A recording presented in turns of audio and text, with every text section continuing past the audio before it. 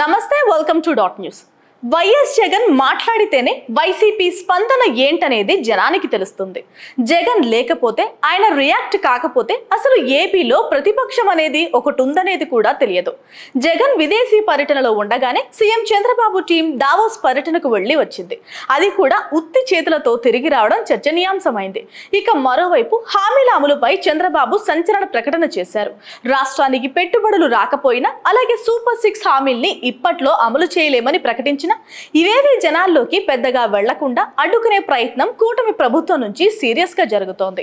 YS Jagan రాష్ట్రంలో ఉండి media సమావేశం నిర్వహించి దావోస్ పర్యటనలో పెట్టుబడులు రాకపోవడం, అలాగే సూపర్ 6 పథకాలపై యూటర్న్ తీసుకోవడంపై తీవ్ర విమర్శలు చేసి ఉంటే ఈ పాటికి రాజకీయంగా చర్చనీయాంశమయ్యేది. కానీ జగన్ లేకపోవడం వల్లే వైసీపీ వాయిస్ లెస్ గా మారిందన్న అభిప్రాయం వ్యక్తం అవుతోంది. జగన్ తన తర్వాత తన స్థాయి లీడర్లను తయారు చేయకపోవడం ఎంత లోపమో నష్టమో ఇలాంటి సమయాల్లోనే స్పష్టంగా తెలుస్తోంది.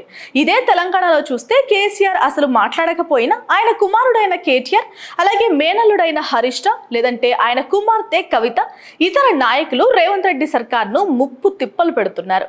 ఒక రాజకీయ పార్టీకి కావాల్సింది బలమైన టీం, కానీ వైసీపీలో ఆ కొరత స్పష్టంగా తెలుస్తోంది.